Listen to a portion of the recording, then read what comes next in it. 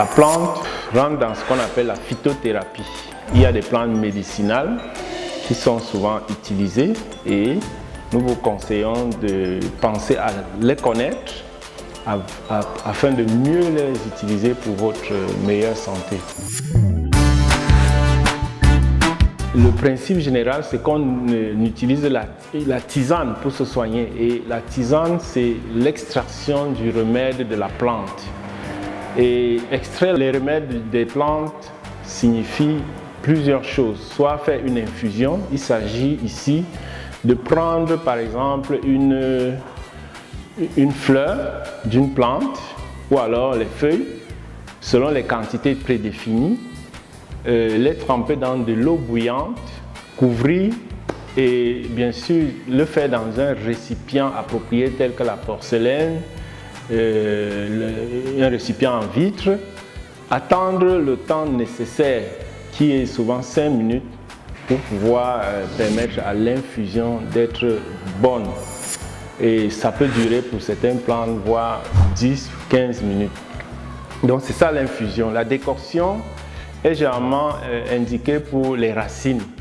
Pour les racines des plantes, on peut les utiliser écrasées ou alors en morceaux selon les types de racines. Qu'on bouillit en même temps avec de l'eau pendant 10-15 minutes et à l'issue de ce temps, le remède est extrait de la plante et on peut le consommer suivant l'indication justement prévue pour cette plante en question. La macération, c'est quand on n'a ni moyen de faire chauffer soit par du gaz, soit par le courant. On utilise simplement de l'eau. On peut se retrouver dans une situation où on n'a ni courant ni feu et on veut faire le remède. On utilise donc le principe de la macération. Il s'agit ici de tremper le remède dans de l'eau, couvrir et laisser l'eau faire son travail d'extraction. On utilise aussi les jus. Il s'agit de prendre une partie fraîche de la plante, de mettre dans un extracteur de jus ou alors dans une centrifugeuse et de produire des jus suivant la méthode appropriée justement à cette plante. On utilise aussi des poudres. Il s'agit d'utiliser ici la plante sèche, écrasée et rendue en poudre.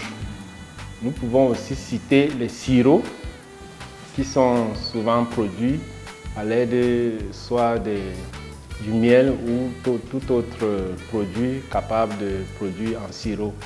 Et bien sûr en produit naturel. Il y a les liniments, il y a les teintures et les onguents qui sont les moyens les moins utilisés que nous ne détaillerons pas ici.